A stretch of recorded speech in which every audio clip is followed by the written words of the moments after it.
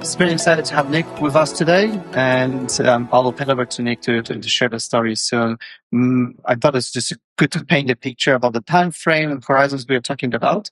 2 years ago, June 2024, Lisa, which is the chief exec of the customer arm at Meridian organization, reached out asking for support heading into the operating model design and change. Um, so think about 2 years ago, end of 2024 was we were going through the problem solving of how the future of the organization may look like. And then the flip happened. The organization moved to a new design early 2025. So a year and a half ago. So the journey and the lessons learned about operating models embedded year and a half in already. But before we go there, I'll ask Nick to paint a picture of how it was year and a half before that. So we get the last 3 years journey in the story. So yeah, very excited to have Nick. And maybe to kick off, Nick, if you could share a little bit of the context of Meridian in the customer business, what role it plays in Meridian and in New Zealand. So I joined Meridian about 3 years ago, so November 2023, so about 7 or 8 months before Casper and Co came in. And when I joined in, it was what I would describe as a very traditional corporate. So within retail, so there are lots of business units. So Gentailer, so there's retail, generation, corporate services, also a whole bunch of business units. And within retail, it was very traditional. So sales, marketing, customer care, or contact center, and it was very silent.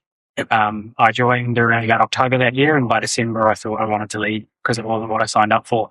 But I enjoyed because there was a bunch of really good people. So the customer leadership team at the time, one of my best mates actually worked there. He was the person who sort of brokered an intro into the company. And he's like, "Hey, we both work in power. You should come play it over here. It's kind of cool." And there was a really cool vision, and there was a really solid leadership there. And the retail business could kind of do what it wanted. However, they hadn't made the most of that opportunity.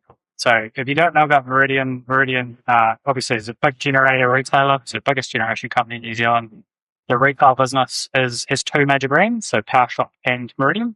And at the time when I joined, Meridian had been on a big negative slide. So Meridian had lost customers for 4 or 5 years in a row. PowerShop was sort of just treading water. So PowerShop was run as a subsidiary for a long time. It had been bought back into the mothership, and it was sort of just treading water, trying to find its identity within a bigger business. I came in with all these ideas and wanting to do fun things, but you sort of hit roadblocks pretty quickly. And as I said, I did genuinely want to leave because I was a contractor when I first joined. And I was like, do I really want to do this? But as I said, I was convinced. And then we started this journey of transformation within a few months of me joining. And then started quite traditionally. So it started with a McKinsey in. I hope everybody's probably done that. So we had McKinsey come in, to create credibility with the board. And you sort of made a case for where you wanted to go, how you were going to get there. And that was sort of the start of it. Maybe about me. Right now, I'm the head of energy for Home. So what does that mean? We're going to talk a lot about it through this interview. But ultimately, I'm responsible for the end-to-end outcomes of Meridian and PowerShop in a residential context. So when I say end-to-end outcomes, so product delivery, marketing, sales, growth, profitability, customer service, all the way through that stack. I remember with that context, the first step that Lisa and the team did was to actually relook at the strategy. So how we are going to pivot as an organization, and where do you want to double down, where you want to play, what needs to change. Another part of that change of intent was you guys decided to run a series of experiments to see what's feasible, what's possible, and those experiments gave a lot of insights. Yeah, could you share more about those? Yeah, totally. So we did this work with McKinsey and sort of reaffirmed the direction we're going. And for all the other power company people, it's exactly the same as what you're all trying to do. Like, it's no different, right? If you're in a competitive industry with other people doing what you're doing, everybody's probably going to be doing the same thing. So you need to look at your point of difference. And we came to the, you sort of point to everything. You go, the technology doesn't work, or, the operating model's bad, or the structure's bad. We don't have the right people. And you kind of just, you go around all the standard things and you go, it's all of that, but it is actually all of that. It's not one individual thing. And the first thing we tried was, we know our tech's probably not going to be the technology that takes us through in the future. So let's run an experiment. Let's ring fence a bunch of people and build some tech and see how that goes and actually start to experiment. And you very quickly get into actually, it's not just tech. We need some different ways of thinking. We need some different ways of working. We need some different ways of leading. We need different ways of how we access money. And you very quickly build up what you thought was a small experiment becomes quite a big experiment. And so we did this thing, and again, very privileged to be able to do this. We had support from our leaders all the way to the top. I shared this with Casper the other day, and he wasn't aware of this. But early doors, we had our chief executive at the time, Neil Barclay, talked to retail. He said, this was maybe 6 months into the experiment, and he said, I never asked you to do this. So again, you've probably all been on the end of hey, you need to cut OPEX, you need to cut some headcount kind of restructure. It's like, I never asked retail to do this. You came to me saying you don't have the conditions to succeed and we need to transform our retail business. And that was actually true. And because of that, they were very supportive of letting us sort of play because we ran a very successful retail business. But we knew we couldn't continue to be a successful retail business without transforming. So we spun up this experiment and we called it base camp. So it was like climbing a mountain. We're saying, well, the first stop's base camp. You stop there for provisions, you have a bit of a rest before you climb the mountain. And we sort of grabbed 20 or 30 people from around the business and we ran a startup within our business, a very well-funded startup. And we took a bit of a steer from, a little bit of agile, a little bit of other bits and pieces that people have. And we had some people come in and support us with that. But ultimately, it was a ring-fence business with very, very clear but simple objectives. So it was build new products that create value for customers, get to a scale that you prove they're actually valuable, and do it by any means necessary if you like find that collision of capability and technology. So we spun up a bunch of teams and we built tech from the ground up, all the way from Azure subscriptions, platform configuration, building software, and within 3 or 4 months, we had 1,000 customers on a new product built on a new technology from scratch. And so that was kind of the start of the experiment. Awesome. And that experiment lasted for a couple of months, and then the team asked themselves, how we make it not experiment, but as a no, how we can speed and achieve the speed to get to new products to market and customers at no. So that was when the leadership team talked about moving from experiment to scaling. And this is what was the conversation of the why, right? That Nick, can you share more about that? Yeah, so to my point earlier, that we had this bold strategy then, we want customers to access cleaner and cheaper energy. The energy wasn't going to get cheaper and cleaner by itself. And there were plenty of overseas examples of harnessing technology or harnessing ways you can actually deliver cheaper energy to customers. And I'm like, well, that's pretty cool. We should do that. And it wasn't going to happen in the conditions we had. We had an ability to bill a price times a quantity, and we could do that accurately, but we couldn't do all the cool stuff. And so again, that was part of that experiment. And to my points earlier, pretty quickly, given the right conditions, you can do some pretty cool stuff. And Casper talked about within a couple of months of the experiment. The experiment actually ran for about 9 months in total. So from about February of 2024 to the end of the year. But at about the midpoint of that, around June, that was when we're like, it's working, let's do it. And so that didn't take too much convincing. Yep. And before moving to the design phase, if you could share a few lessons from the experiments, because I know you shared with me last week that one surprising thing was when, as leaders, you wanted to empower the teams working on stuff. They were quite puzzled what to do with this size of empowerment they received. Yeah, it's one of those funny things. Like, again, everybody's probably had an engagement survey where people are like, oh, decision makers, you don't listen to us, and you don't talk to us, you don't take our feedback on board. But when you actually grab, again, 30 odd people and you go, you're making all the decisions, here's a pot of money, go. They don't want to do it. They really don't. There's a lot of asking for permission, there's a lot of pattern behavior. So there's a big period of unlearning and actually showing people that when you think about the decision, again, I'm going to make a number up. Let's say the pot of money is $5 million. It's a big decision to spend $5 million. But if you break it down and you go, well, what's the next small decision we want you to make? And you actually help equip them with that ability to critically think through their alternative options, critically think around, well, is that the path of least resistance to create the next unit of value? It becomes a lot easier. But it was a massive learning curve for a lot of our people. In fact, a lot of our high performers They were used to just sort of doing work. And when you get them empowered to make decisions, it's like a deer in the headlights. And so you've really got to work through that. You've got to coach through that. You've got to help them understand that you've got their back. You've got to help them understand all the different moving parts of making decisions and impart a bunch of that knowledge on them.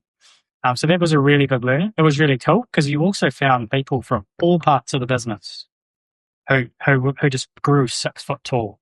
Like right now, one of my star product owners was a call center staff member 2 years ago, literally 2 years ago. It was on the front line taking calls. They're now delivering apps.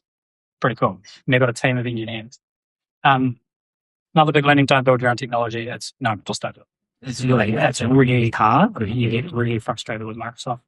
What else? Share stories, good, bad, or indifferent was another big one. There was another bit that sort of started becoming embedded in our culture. How do you frequently share stories? How do you get people in front of people that have other like this? I'm electrified right now and I'm shifting and sweaty. But how do you get people in front of people talking about the cool stuff they've been doing? Because it is actually really cool when you think about it. Awesome, thank you. So you shared how the business looked and feel before the change, and throughout the one of the big anchor was how do we replicate the speed to market in the new operating model? How do we design for speed, right? Can you talk a little bit about how now the structure of the operating model looks like? Yeah, you can share how to show the picture, to show, but you can start with just describing. Yeah, so when I talked about when I joined, very traditional operating model, sales, marketing, service, you might have targets and every business unit, but I've done my job. It's that one. That one's not performing. And there were lots of handovers of things, so, I'm winning lots of customers. But I can't service them. You didn't talk to me. There's a lot of that going on. And that was kind of when we got radically in, we'd had another group of people, Brendan over there, he was part of the original crew that came in to help us. Actually thinking about, what's the value we're trying to create and how do you organize around that? So a customer isn't a sales journey and then a service journey. It's just one customer, right? They need to be treated like one customer. They're humans, they're not just a bill. And actually organizing to value was one of the big things. So that's how we structured the base camp group. So we organized around the value we wanted to create. We didn't get it all right. We really didn't. And then when we went into the actual operating model design, we thought about, who are we creating value for? So who is the customer? And again, I don't know if this is necessarily right, and it'll probably change in the next few years. But we landed on, you've got customers at home and you've got customers in their business, and they don't have homogenous needs. So how do you think about designing to that? And how do you create the right model that creates end-to-end ownership and empowerment to be able to do something that can impact that value creation? And so that's ultimately where we landed on with our structure. So in agile terms, it's a chapter and value stream kind of model. So we've got 2 value streams, and you've got your supporting practices, like product, that. And so we sort of effectively build a bunch of teams within that construct that deliver value. And then I remember, so this is was the energy for home, the energy for business, and I remember the different squads within the home. They own the pieces of the segment as well. So each squad own a specific customer home problem, right? We started, and this has evolved. Like in 2 years, it's changed many times. Even this is out of date. We're just going through another change of making sure we've got things lined up. But within each of those value streams, again, customers are not homogenous; they all got different needs. And so again, it's just a macro segmentation of your own and business customers to think about, what are the needs they have? Who's more willing to potentially participate in our industry being part of the energy transition? Who just wants to build? And actually looking at how you meet those needs. Otherwise, I don't know if you've all heard of the one size fits none kind of concept, because that's effectively where you land if you think everybody's the same. So Nick, you are leading big group of people. However, you don't have formal authority, right? So how does it work day to day for you? It was actually a big change. The time of the start of this model, I had no direct reports. So it was kind of all care, no responsibility. But I was lucky enough early in my career to get a lot of opportunities to lead through influencing. So I was really lucky that I got exposure to that 10, 15 years ago. And so in this model, I have no direct reports. And I lean on my leadership team to beg, borrow, and steal resource. Not really, but it's a shared accountability, and that's probably another big lesson is you either all succeed or you all fail, and that's quite hard to wrap your head around, and a lot of our team did struggle with that because they were used to not necessarily command and control, but I've got line of sight to that person. I can tell them what to do. I control that budget. I can do that. But ultimately, you can't lead like that through this model. And I've talked to Gasper about one thing that I've found really, really cool in our organisation is it's not necessarily about your subject matter expertise that gets you to a leadership position. It's actually been crafted leadership. And my boss, Lisa, she runs an operation where ultimately, like, we could all move one seat to the right or to the left, and we could still do a good job. So I'm by no means a brand and experience expert, but I would feel comfortable that Tom has done a really good job setting that team up. And I think that, in fact, he's been on quite a bit of lead. I helped with that team for a wee bit. So it is very much around, like, as a leadership team, what's your craft? Yep, you might be a sales and marketing expert or you might be a digital expert, but ultimately you're here to lead people. You don't do the work. Maybe you do, but you don't really do the work. You're not on tools. You're not coding a new app or anything like that. So how do you actually lead people to achieve outcomes and to deliver value? The part of the work was not only like how the speech is going to look like, but how the leadership team is going to work and how the next layer of leaders is going to work together.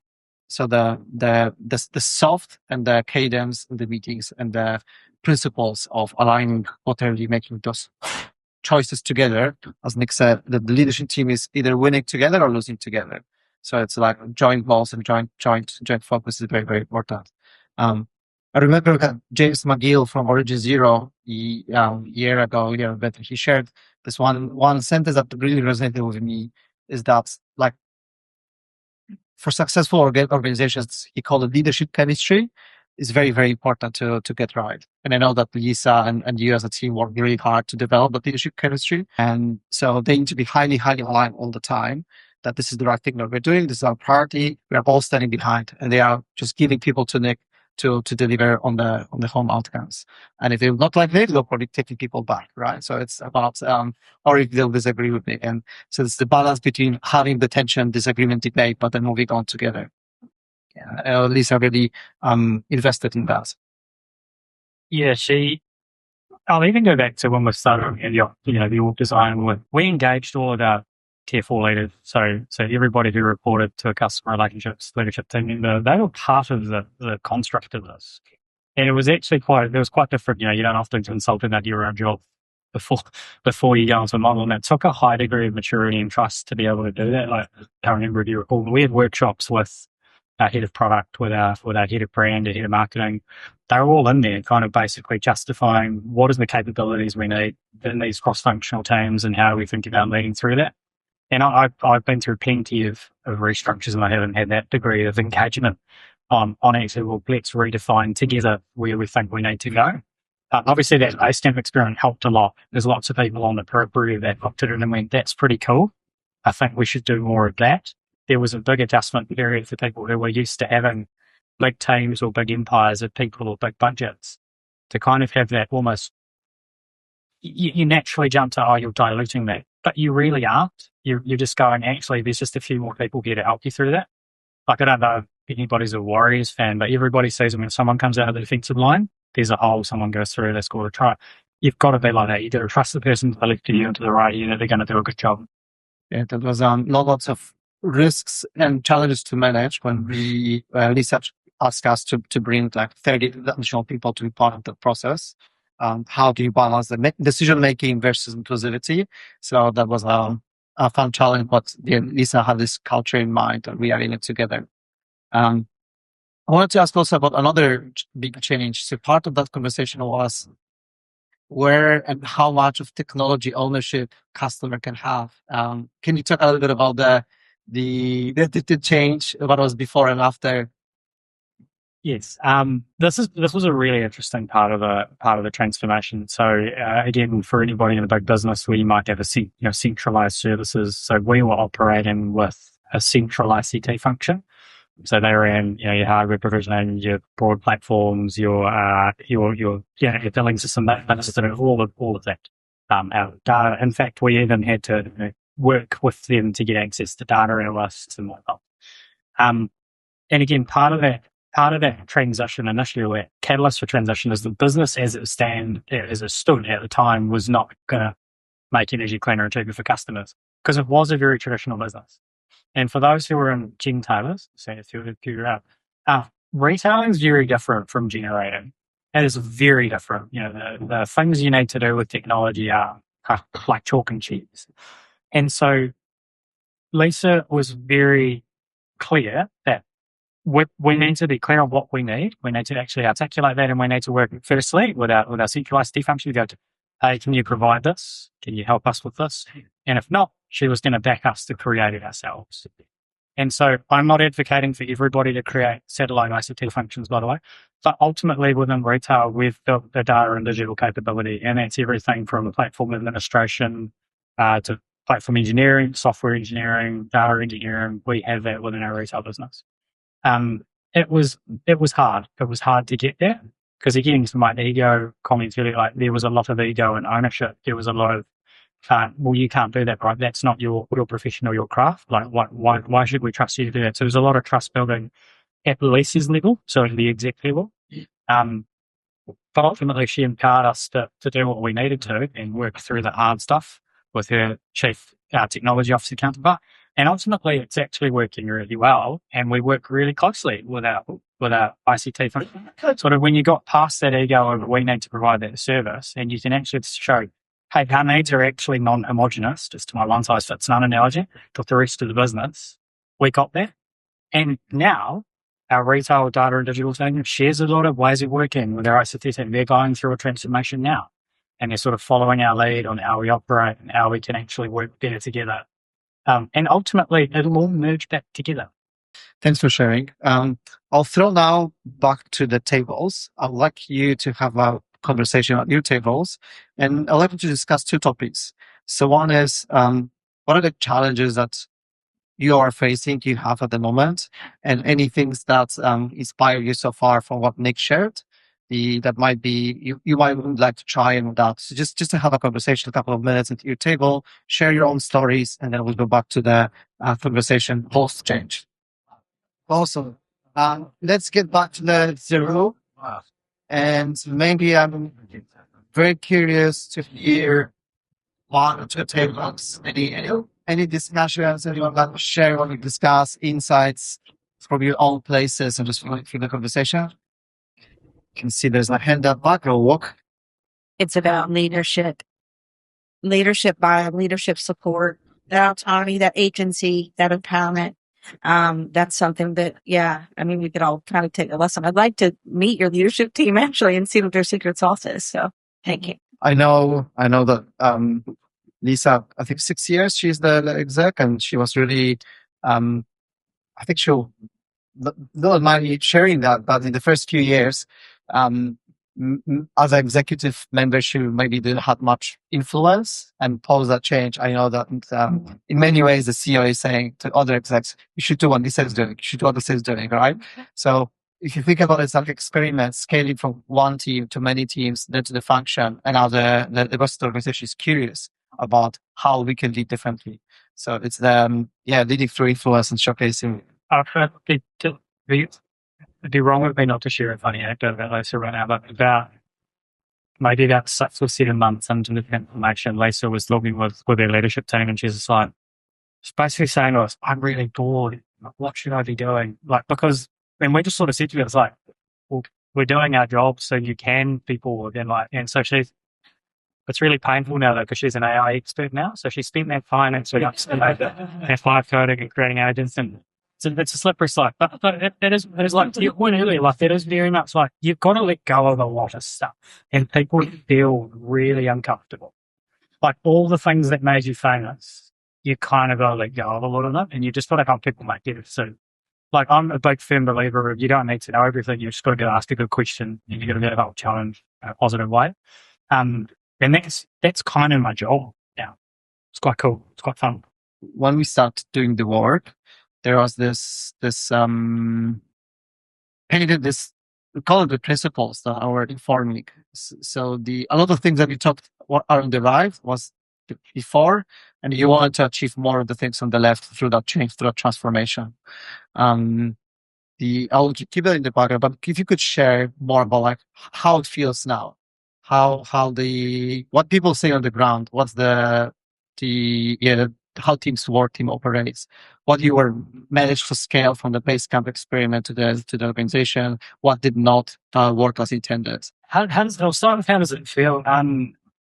It feels pretty good. Like you see people playing out of their lane, which is quite cool. Like to my comment earlier, like I'll say first time I won't say last one. Alicia was literally a frontline agent 2 years ago, and she's leading team of engineers delivering apps now. And you get to see people grow 6 foot tall. You get to see people take up opportunities that otherwise wouldn't have had. And people who embrace it love it. Don't get me wrong, there's a lot of people who don't love it. A lot of people like structure. A lot of people and it's not that we're not structured, but they like a different kind of structure. There's a lot of words here, but ultimately, like it came down to how do you create the conditions in which you can thrive. So how do you actually create the right conditions in which people can make safe decisions and can actually see their progress. And probably my favorite saying, it's probably not even on there, but no, it is. We've got this sort of repetitive saying, we go small, simple now. What's the smallest, simplest way you can deliver value now? And that isn't without any view of where you want to go, but it's how do you do the smallest, simplest thing that gets you a little bit closer to that. And that little bit closer to that could be delivering value or could be learning something. And there's as much value in learning something as there is in delivering value. Like again, as a leader, you don't want to over-index on just learning. You actually want to deliver some value. But people actually, when they start to clock that, it's okay if I don't get it right, so long as I understand what I'm going to do differently next time. And to one of the earlier comments I made, you can create that muscle, build that muscle of breaking down the work so it's not one big elephant. You've all heard the saying, how do you eat an elephant one big elephant? It's literally that. Like if I need to build a new app, that's hard. But if I need to build a feature, it's a little bit simpler. If I need to build 2 features, a little bit simpler. And if I have the license to get it wrong, knowing that I've got the team around me to fix it, it's a very different proposition. Wanted to ask now about in one of the headers of this event was that Meridian achieved improvement of speed of delivery by 2 to 3 folds. Can you share a little bit more about that claim? I think that was the clip by the reason why there's so many audience. I'll give a broader macro view, then I'll give a micro example. So about 9 to 9 months in to the transformation of the year, like I mentioned earlier, Meridian had been going backwards in a growth sense for a long period of time. Sort of relied on large scale commercial contractors to sort of keep tipping customer accounts over.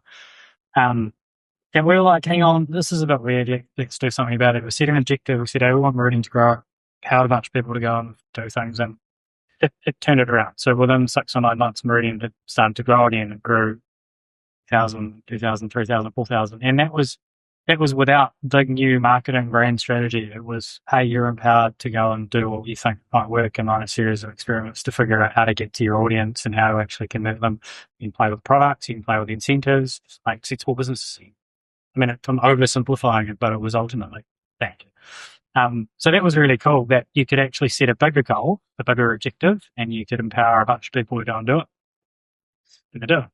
Micro thing, something went wrong with one of our apps on, not last week, but the week before, on a Friday. And it was a pretty big thing. It was, not going to get into the detail. So it went wrong at about 4 o'clock on a Friday. We've all had that. And it was one of those 4:30 on a Friday talking to people going, do we need to solve this now? And I don't really want you to work on the weekend. And they're like, no, we think we're good. We're not going to, that's not going to impact customers. We'll figure it out on Monday. And actually having that confidence that on the Monday morning, they got together, they architected a solution, they built the solution, they tested the solution. By 6 o'clock that night, they deployed it into production for 100,000 users. That was pretty cool. And that was led by that person I talked about before. She's not a software engineer. She's just empowering people to do their job and making good decisions. I think this is what I wanted to share. Go back to your early comments. All the companies within the signal industry, we have the privilege working across the business. Like the strategies are very similar. There are subtle differences, but if you look at different telcos, different banks, strategies are similar. What is differentiating is ability to deliver quickly and pivot and maneuver. And the speed, I know that that was one of um, the lessons from the base camp for Lisa's. To grow market share, we need to be faster. Because if we are faster, we can change direction more often. We can recognize what works, what doesn't more, rather than making those big bets. How we change the operating system to be biased towards small bets. So it's a big program of work, big direction, big vision, but how we can break it down to small bets. So we are right and wrong more often, or we can change the decision more often. Yeah, I wanted to ask you, talked about the context of the business, struggling a little bit, losing customers. How's going now? Like the tangible KPIs. I'm curious to hear the people and the engagement, the business metrics. Yeah. So, how are we going? We are growing. We've grown 20 or 30,000 customers in the last 12 months while going through a tech transition, while going through an operating model change. Customer engagement. So our score, not customer engagement, retail engagement, people engagement, our ENPS was pretty low a couple of years ago. I'm going to make a number up. Let's say negative 30. In March this year, it's plus 15. And so customer happiness is around about 65% at the moment, if you look at it at an macro level. We're profitable. You've got the annual report coming out, so we're profitable and we're growing. Awesome. Year and a half in, what's I guess not everything that you've designed or chosen to do at the beginning was right. What are the lessons, the mistakes that you guys made, the things that are not working, and what you've done or what you're going to do next about that? You could probably write a book about all the things you've gotten wrong, but I think that's a good thing. I think like actually knowing you're going to make a mistake, and we're going to know something. Lots of little cliches, but when you're not pouring concrete around things, you can change it. So right now we're going through a change where, I talked about that end-to-end accountability. Our service team, so the people who deal with customers, were somewhat at arm's length through the original design of the model. And that wasn't working. They're feeling disconnected. It was still that siloed version of the world I described earlier, where it was now for maybe 70% of the business operating in a particular way and 30% of the business still kind of at arm's length. And so one of the big lessons from that and what we're working through at the moment is how do you bring that closer to the rest of the business? It's one model. We're all working in the same way. But similarly, that team's got to give their 50%. The rest of the business has got to give their 50%. Things like how do we get more of our people closer to customers? So how do we get people dealing with customers on the daily and actually listening and actually interacting? And I'll use a simple example that it was really cool to actually see it in action a couple of weeks ago. For those marketers in the room, you send customers something and you're done with it. You put it out in the market, or you send an email and you're kind of done with it. We're operating in a way where you go and sit now. So, I saw the first one a few weeks ago. You go sit with the team that actually takes the customer phone calls and emails and chats. You send the email and you sit there and you respond to customers with them. So you sit in the team, you actually answer emails, you're there if there's a phone call, because when someone calls, it can get hear it, but you're there to help answer things about the thing you've said. And it's very controlled. It gets you much closer to the customer. Our leadership team commits to listening to calls hourly, at least sort of 10 calls around about. We get in every now and then and we answer emails. And at some point, I'll build up the courage to actually take a live phone call. But I'd encourage everybody to do stuff like that. How do you get closer to the customer? But yeah, we've made a lot of mistakes. That one that I talked about, that big one around, for whatever reason in the original design, our front line was at arm's length. We're rectifying that. Other things like you'll go through ebbs and flows of things that work and don't be afraid to actually change it. So what would be an example? Things like our quarterly planning, we were finding we were getting to a point of over planning. You were pouring concrete around plan when adaptability and listening is the most critical thing. So you plan to 100% capacity, you plan your capabilities down to the nth degree. And bigger in planning was taking weeks. And this most recent version of it that we're about to get into soon, we're just going to pare it right back. So actually go back to the first principles. What are the big outcomes I want to deliver on? You don't need to know the how, you just need to know where you're going. So that's probably one of the bigger learnings that we're doing something about right now. Yeah, correct. Thank you for sharing. We we can't have a conversation without talking about AI, and you mentioned that you have an expert on your team. Yeah, curious to know what you personally do, what the customer retail team is doing in that space now. And I'd say it's very so. Our retail business use of AI depends on where you are in the business, and I talked earlier about that sort of building our own data and digital capability within retail. AI is one of those things where we still do have the corporate ICT kind of view of AI. It's a co-pilot kind of over for anybody in big business. You've probably all got co-pilot. It's sort of the co-pilot window on the right-hand side, and you've got a bunch of the access to the co-pilot native features. We've kind of thrown that rule book away a little bit. And depending on what you're doing, we encourage you to just work with the tool and we make it safe. Like our software engineers do a lot of work with Claude Code, that, it's baked into their testing, it's baked into a lot of the stuff they do around quality. And it just depends where you are in the business, but we encourage people to play around with it. We don't want armies of agents that everybody's created running around. So we're working on guardrails for AI. We saw a first version of it the other day. It's very cool. It's very, again, follows that same principles. How do I create the conditions in which you're empowered to experiment, to play? But probably on the other side, this is going back to your last question. One of the things we've learned a bit about is how do you be clear on the conditions for scaling? So this is with anything, not just AI. But we've had a few mistakes along the way where we probably weren't diligent enough about guardrails around what are the conditions for scaling. So to my comment earlier, you don't want everybody to create AI agents. So, well, not ones that you unleash on the wild. So how do you make sure you have those clear markers of, oh, yeah, cool, that was an experiment. This is how you make it robust and able to be used in a widespread way. And that comes with some really hard conversations. Maybe 3 or 4 months ago, I had one of the squads within Home Value Stream. They came up with a really cool idea, like a customer-facing chatbot.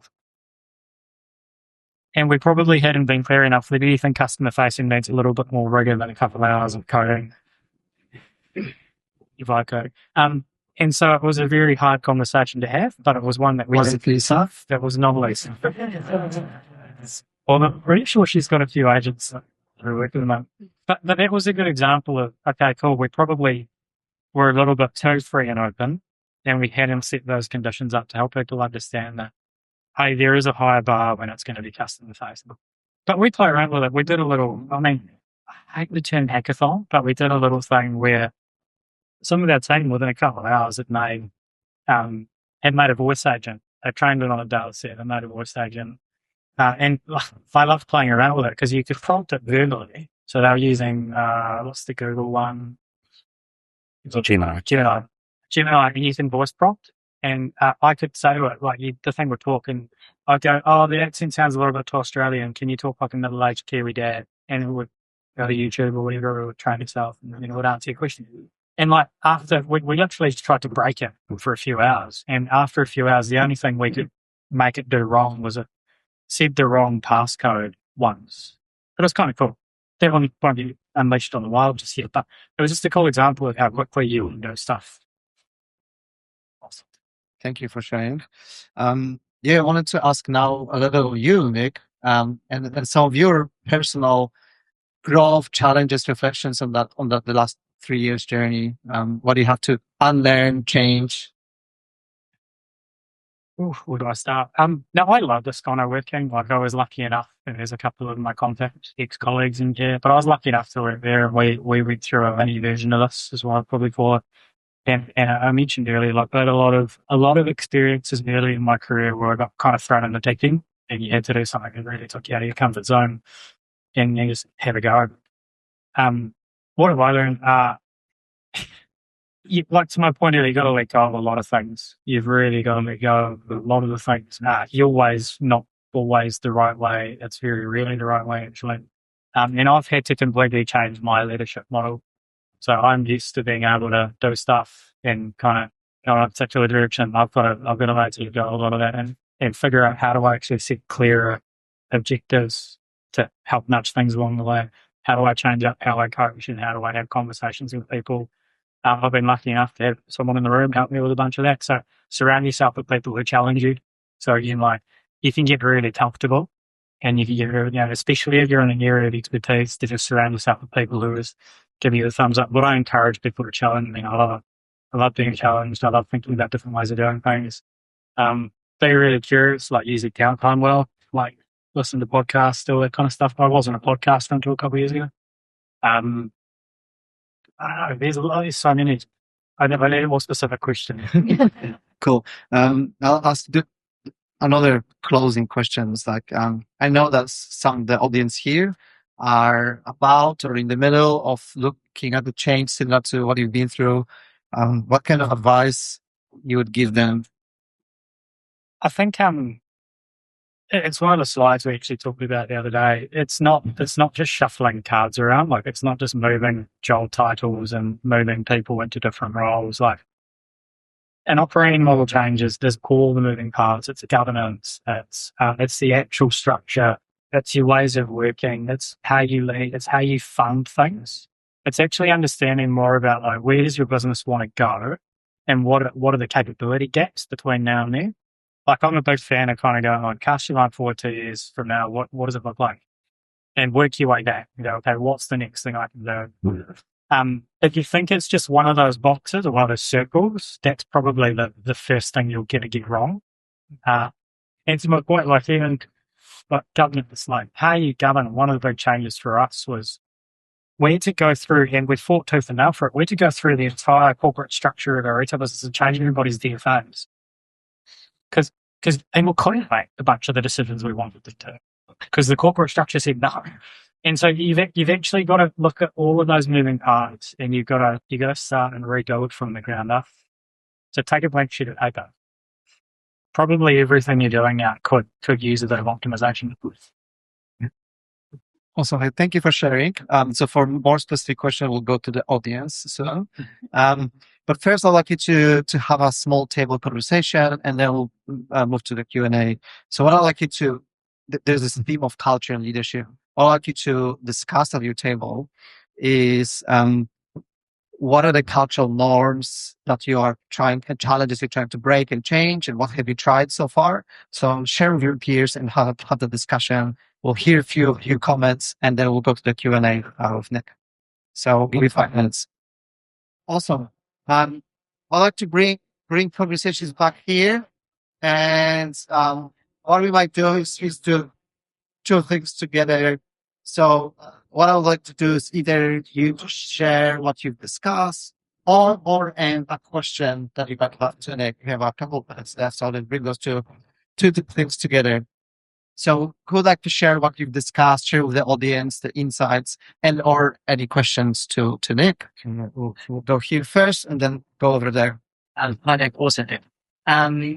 We haven't been talking about incentives. So one of the things that strikes me is in the mix of things on the screen behind you, what people are incentivized to do makes a big change in behaviour. What did you do on that front?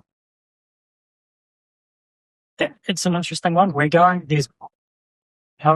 There's horses for courses. We haven't actually changed our salary structure or budget structure or anything like that, but there's definitely a big learning at the moment around the shift from specialised capabilities to more generalist capabilities. So not necessarily about incentivization, but more like what's the type of behaviour or the type of capability we're trying to attract and retain. And this is where you might then get into incentivizing things. So we're finding even just the nuance of your practice model. So, you might still have specialized teams and, marketing and product. We're starting to find that's getting very, very blurred. And the types of people who are thriving in the model are very much generalists. And so that's a really interesting learning that we're working through now. We call them development pathways or career pathways, and it's that sort of fun. You might start in a specialized area and you might end up in a more generalist area. On our front line, there is quite a different incentivization structure. So what we wanted to create was a path that you could go down for people leadership and a capability sort of expertise. But broad brush incentivization, like I'll go to me. I'm incentivized for the whole of retail to succeed. And we're starting to push that more down, the more macro objectives. Everybody's in it for the goals of retail. So moving from individual to more retail-based incentives. Yeah, awesome. Question over there.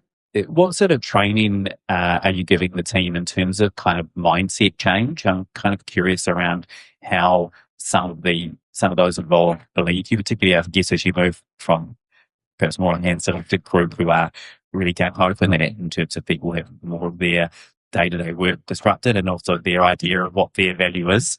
I'm just talking about the kind of Protestant idea that more input is often what's valued rather than actually what's the outcome you're delivering. We've invested pretty heavily in coaching around ways of working. We have a ways of working team that sits within the business, and we've invested pretty heavily in coaching. And coaching, not necessarily in like a agile coach. It's sort of like a combination of how do we want you to work and how do we want you to lead? Because like, there's again another thing I'm big on is everybody can be a leader if they want to, no matter where you are in the business. So we have a team of coaches. Again, there's one of them in the room who recently left us. But we have a team of coaches who sit embedded in the teams, on the day. So your daily rituals, your daily practices that you bring to the table. And we've also invested in our leaders. So my team, our customer leadership team, we have a coach. And it's very important that we show up consistently. We are all on the same page with how we think about questions we ask, and we're very visible. So invest in coaching. You might think you don't need it. Invest in coaching. But there is a high degree of learning on the job. So it's that repetitive behavior. It's that showing people it's okay that they're not going to get it right on day one. But everybody here knows how hard it is to shift mindsets. And it is a moving feast. But you do, as you get wins, people are like, oh, okay. Again, I'll share an anecdote. I had a really cool conversation with one of my we call them value owners, the other day. She was a specialist marketer, and she was a PowerShop marketer. She'd been brought into, the good old days of PowerShop when it operated in its own front building and they had a bar and all that, pulled back into the mothership. And she said to me the other day, like I was asking her for her opinion. Hey, I'm thinking about the next quarter. What are your thoughts on this or that? And I gave a few options that I was pondering, and there was one where I had different brand tags. And she was like, you know what, Nick? A year ago, that would have been me, because I love doing the PowerShop thing. That was my jam. But I'm going to say to you now, that is the wrong direction. Don't do it. I've learned the value in operating in a broader playing field. So it was really cool. Cool. And thank you for sharing. You have one or two more questions? You were asking about norms that we've challenged. So some of the discussion at the table was around sort of the budgeting, around, if you want to see the budget for product teams around DFA side, and whether you need to change that, otherwise it makes them slightly less empowered. And the other conversation was around just reporting lines and how they report into a team, but yet they still want to be part of their professional group, and just how you manage that. But my question to you is actually really specific. You have some specific questions. Is tooling. You want people to work in the tools that they thrive in. And I'm not going to say we've got it right. There's a line you probably don't want to cross. But just like anything else, we've gone down that empowerment path of, well, what's going to help you thrive? We have Teams, we have Slack, we have Figma, we have, I don't even want to rattle, we've got all of those things and more. The worst thing you can do is tell people they can't have the thing they want. It's just like children. You tell them they can't have it, and they'll be like, but I want it, even though I don't really want it. So again, like to that comment I made earlier, people think they want something, they think they want to make decisions, but when you empower them to go, cool, well, it's your job to do that. Weigh up the cost, weigh up who's going to use it. So I would flip it around and go, you don't need to make that call necessarily. You can empower your team to come up with a solution. Set the conditions on which they need to make it, and then guard it.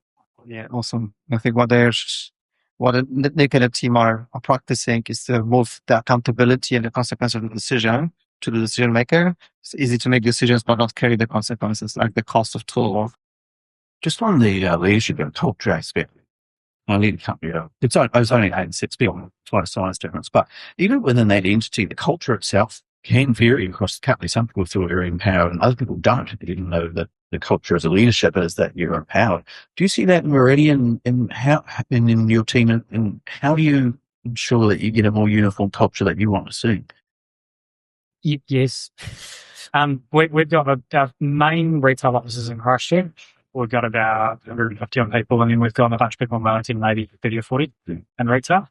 And the culture varies between the sectors quite a bit. Like Wellington's more like a corporate head office. Christchurch is where our call centre is. And even within Christchurch, there's micro cultures. fair to say we haven't cracked it. If anybody has great culture, that I'd be interested. But I think it's around like, go back to what are the things that you value as a business and that you're trying to encourage people to do, and just live by those values. We've got some values, companies, all of them, but we've got some company values, and actually showing up in that way and encouraging that way, but also not looking past behaviour that doesn't align with that is really important. I don't have an easy answer, but the short answer is yes, we have cultural differences. I don't necessarily think you have to have one completely uniform culture, but you have to know that it all is cultural, and that's all kind of aligned. Hey, thank you very much. Thank you very much, Mick. Let's give you a bit of applause.